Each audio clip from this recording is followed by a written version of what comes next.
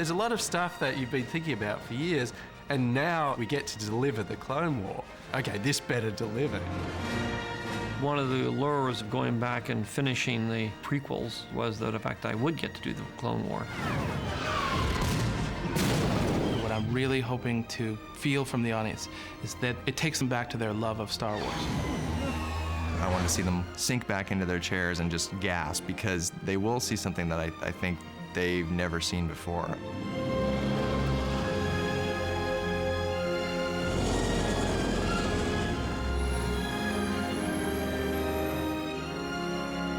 I want it to be as cool as I'd imagined it. I want to blow people away with it, actually.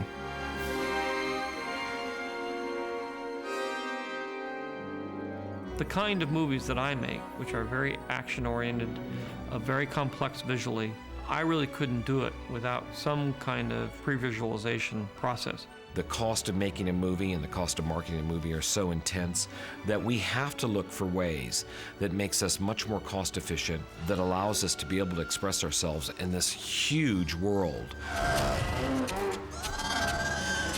Pre-visualization has definitely been an increasing trend, whereas 6 or 7 years ago, you would mainly have storyboards. In the old days, we would use those, but they don't tell you the movement. They don't help you with the cutting.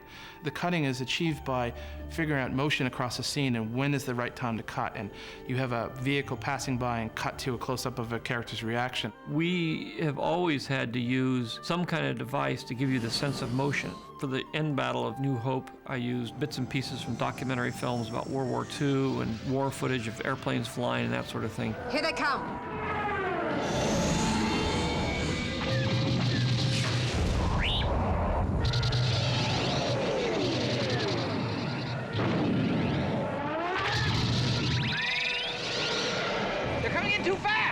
On Empire Strikes Back, we had to do little cartoons of the walkers walking and the explosions and stuff.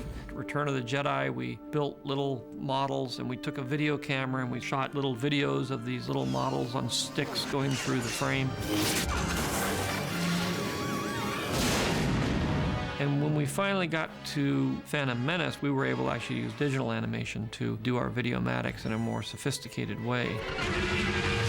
Eventually, we came to rely on that department to really define how the movie would go together. And the best way to do that is to be able to create the semblance of film, as if you've gone out and shot with thousands of people. You can't do that on a storyboard, but you can do that when you pre-visualize a sequence within a computer. When George first writes the script, he has in his mind what the movie's going to look like. When he goes to shoot it, it's remarkable to watch him shoot because he shoots like no other director I've ever seen. He's going and getting elements. He's not getting a finished scene. When Obi-Wan was walking around in Camino, George showed him concept paintings of, okay, now you're walking down a hallway and you're looking and you're seeing the cloning facilities, but there was nothing for him to see. So it's very raw and it's very rough, but what he's getting there, he's getting the Obi-Wan element. The pre-visualization guys are filling in what that hallway may look like. Imagine 2 shots, Obi-Wan's talking and then Lama Su's listening. Master Scyther Dyas was killed almost 10 years ago. How long do you want Lama Su to listen? What do you want Lama Su to do? So the animatics team will put in a rough Lama Su, and then George can cut that in the Avid and can start making decisions on how long do these shots need to be. You pick up pieces of shots rather than shots as a whole, and then you construct the shot later. You're able to collect bits and pieces that go into the images separately, sometimes a year apart, and just stick them in. It's a very different way of approaching the medium. It's virtual filmmaking, and it just is an enormous tool for everybody who actually wants to be able to explore and see it in real time. It's a way of making movies where you don't do one process and then go on to the next process. It's like you do a little of this, a little of that. It's more like cooking, and it's more like painting. You know, you paint, you move it around, you kind of thing, you paint a little bit more. He can shoot blue screen with nothing in there except for the actor. The Animax group can then fill in a huge city. In film, it very much had developed along an assembly line fashion where you did this piece and then that piece went to that piece. For me, I don't work that way. I'd much rather kind of go around and put things together, look at them, and then move them around again and look at them until I get them the way I like them. That can be very expensive. So since I have to finance my own films, I had to develop a system where I could have that kind of creative freedom and it wouldn't really destroy me financially. We take our animatics and we build them piece by piece until it creates a sequence that would be almost the same as if we were shooting it real. And that's a huge change in the movie process, because it allows the artist to have much more control over the images and the type of images. You don't have to go out and sit on a mountain for 3 months waiting for the light to get just right. You can actually create it and make it be just right, the way you want it in your mind's eye. We knew we had a speeder chase, and we knew basically what the action and the dialogue was. The speeder chase started with a one-page summary that George had typed up, so I had the basic gist of who was there and what was going on. Storyboards were coming, drawings from the art department. In order to start the process, we would take images that had an object moving across the screen right to left, up, down, going away from us, and that would show you the motion of what was happening. And then we would intercut that with the pilots and the people and all that sort of thing. We didn't have the pilots and the people yet. So Ben and the assistant editors would go out into a barn with a little blue screen, and they would shoot various characters, flying around in the cars. Ben shot a lot of material of, I think of one of his daughters as Zam, and a couple of the editorial assistants as Obi-Wan and Anakin. We used the old land speeder down in the archives. And we have a couple of lights. It's really Ben, myself, and a couple of other people. We used George's Ferrari for the speeder, and I think we put a few scratches on the roof. And we created this chase sequence. If you'd spend as much time working on your saber skills as you do on your wit, young Padawan, you'd rival Master Yoda as a swordsman. I thought I already did. A sequence like the speeder chase, you really can't do it without animatics. It's all motion, it's all action. You really need to develop videomatics to kind of tell you editorially where you're going and how long the shots are going to be and whether it's working, because it's a purely kinetic thing. It's things coming at you, it's you falling down through things. It all has to do with movement. Then he cuts it together, he shows it to George. George makes his changes. He said, God, I'd love to have a high shot here, or it'd be great to be low here. We should see the instruments now. And as those discussions progress over a number of days, we shoot it. We'll have lunch, we'll go out and shoot for 3 or 4 hours, come back, dump it into the Avid, and then we just start to cut. And then George takes it and bends it and molds it. It gives you something to then sit down with the Videomatic guys and tell them kind of what you have in mind. And you can say, well, this is right, but this is going too fast, or move it up, move it down. And then they would turn that into a rough example of what we were thinking about. Once Ben was done with his Videomatics, we were able to bring that into the digital realm and actually built the science fiction versions of all these things. The actual speeder, Zam speeder, digital proxies of our hero characters. And then we'd take that and we'd blow it up, move it around, cut it out, change it around, and then give it back to the animatic department. They would then make a finer representation of that until we got the shots the way we wanted them. We take that film, we bring it on the set, then we have a speeder on a gimbal on blue screen, and we're able to put huge plasma screens in front of the speeder so the actors can actually watch this bizarre cartoon in front of them. They can understand and interact with what's going on in this surreal blue screen world that they live in. Which I think helped a lot, because otherwise you'd be directing a scene like that by yelling through a bullhorn. You'd say, okay, now this is going to happen. Turn left and right. Okay, you're coming up on Sebulba. Sebulba's ahead of you there. You see him, he's maneuvering, he's flaming, he's exploded somebody in front of you, and bang, pieces flying past your head. It's a very cumbersome way to get the actor to understand what's happening is to yell at them over a bullhorn. It's easier just to show them the film and they react to it as if they were in it. In an odd way, that Videomatic sequence became playback, like you'd play back a pre-recorded song, and people might sing or dance to it as a guide. That, if we had not shot with the animatics and pre-visualized the sequence, probably would have taken 3 or 4 days to shoot, but we cracked it in a day, and that is so helpful in terms of the schedule that we have.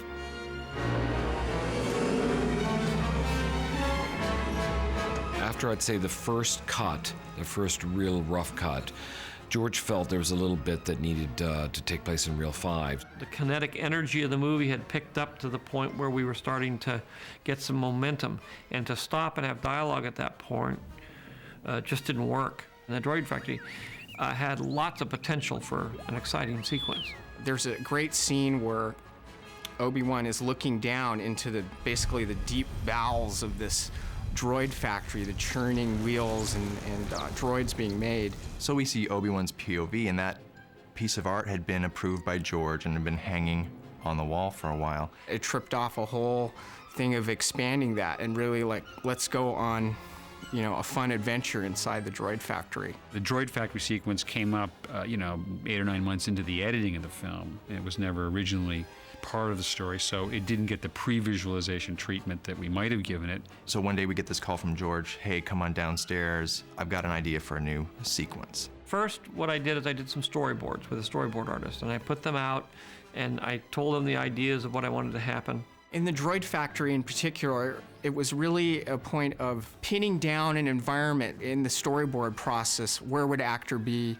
How does George want to frame the character? Is it a close-up or a wide shot of the space? And he's very specific when he's talking to us. He'll say, I want a close-up of Padme here. I want a shot that includes this robot arm threatening Anakin. These storyboards were a shooting schedule, basically, for George to frame the actors properly on these blue screen sets that they were building. Then I went to London to set up the reshoots. I mean, this was the fantastic thing about it. We had a blue screen stage and a blue conveyor belt, and that was it.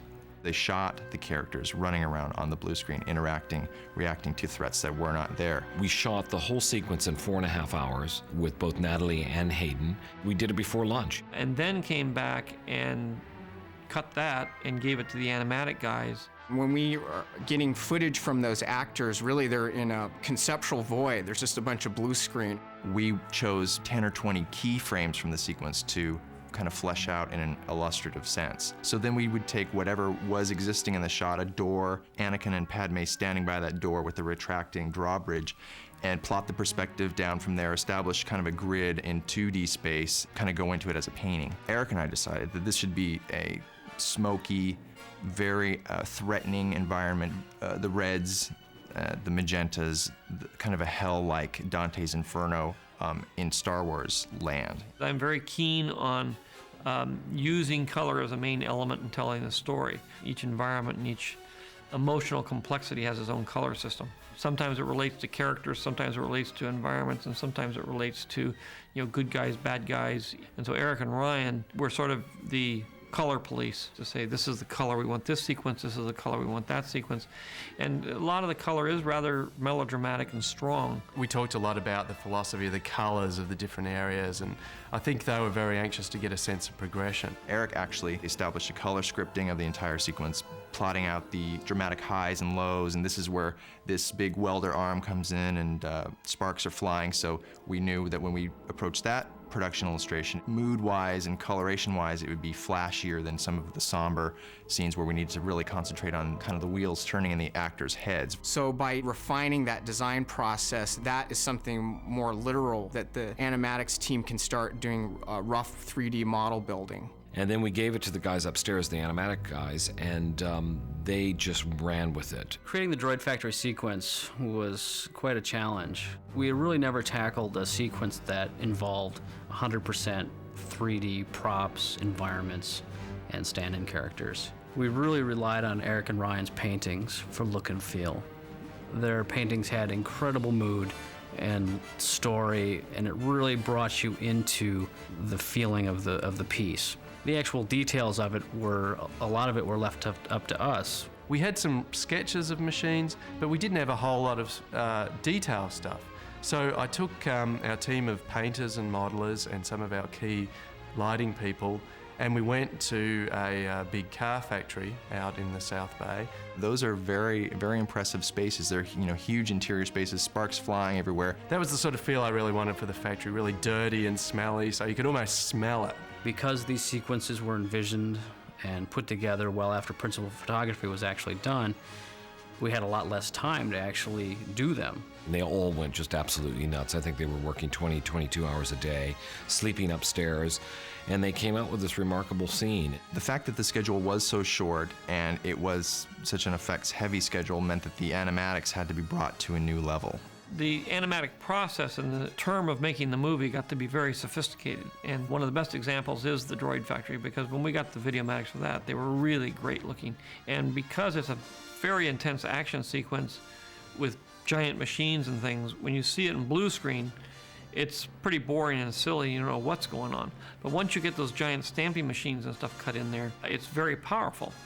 And so in that particular case, the Videomatic department made a huge difference in our ability to visualize and follow the drama of the whole sequence. By building these 3D models and timing out the sequences with the actors, they're able to merge the blue screen elements, block in shapes of the Droid Factory equipment. They will even introduce background elements, and that will be all sandwiched together, rendered out. When we get into the animation, I will take the animatic, I will take my notes from shooting in Sydney, and then I sit down with George and say, okay, we're about to go into the sequence.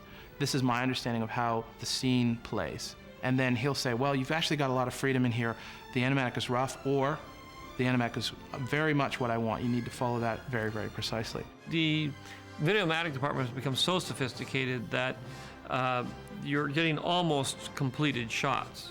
It was extremely gratifying to be behind George while he was requesting changes and revisions. To have him actually look at the screen and question whether or not it was a final shot from ILM or an animatic. You know, ILM will go in and clean them up and finish them off and add the detail and make them show up so they work on a giant screen.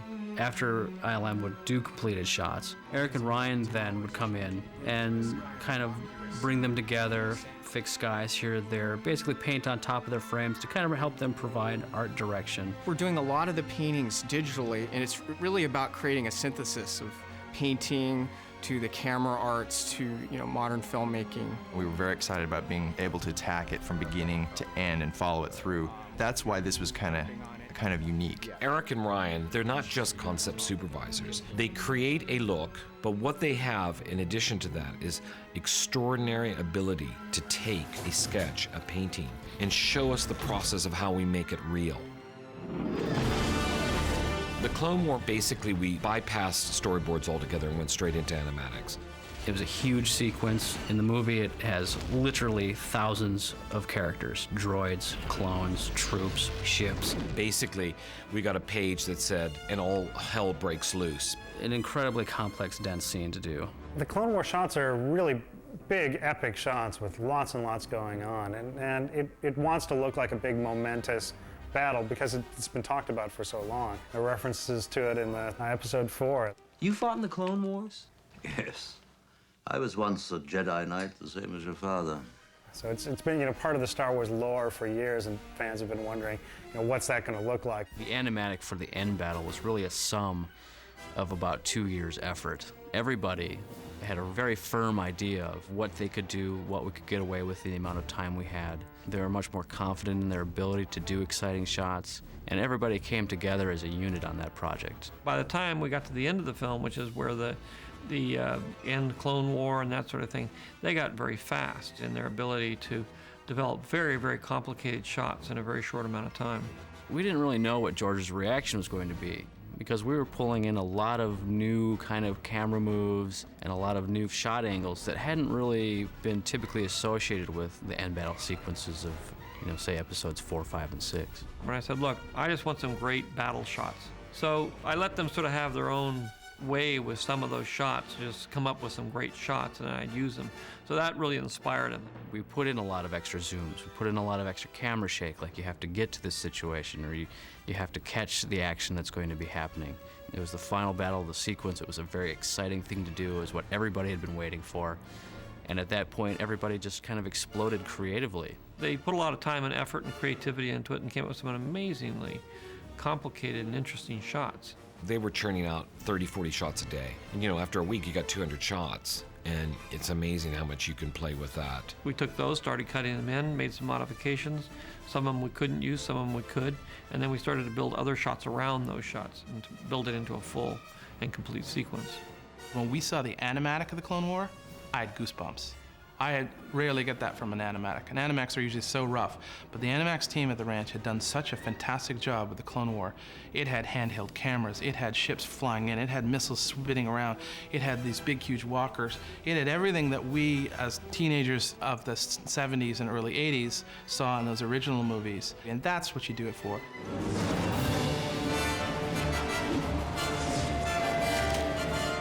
We're going through a kind of evolutionary process when I talk about digital technology. Most directors have no clue how to be able to use it. They're just learning.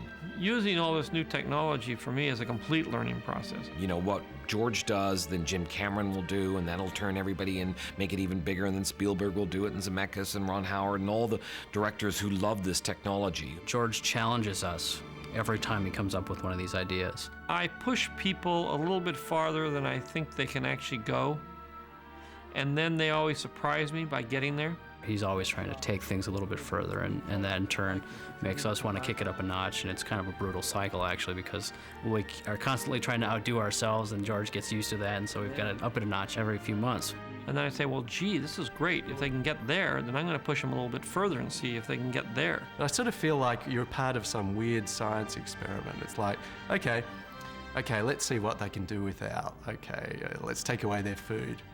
They're still alive. Okay, great. Let's take away their water. Still going. Okay, let's turn down the oxygen level. So they keep saying, okay, you guys have to do more with less. Sometimes they don't make it, but almost always they do. You know, we did it, so I guess they were right. I'm constrained by my own perception of what they can accomplish. And I've learned, especially in the digital world, that I can actually push them a lot further than I think. And it opens up my creative process, because I go, well, what if we have him do this? And what if, you know, and in the real world, you wouldn't even think of something like that because it'd be way too hard. But in the digital world, you say, well, okay, we'll do that. We'll try that, see what happens. That was the challenge for us, to be able to work closely enough and be capable of delivering everything that we possibly could for him to express himself. Very rarely do I not get what I want. You know, there are a few times when we all sit down and give up and say, you know, this is too far, too fast. But they know that eventually I'll come back to it on the next film, and we'll try again.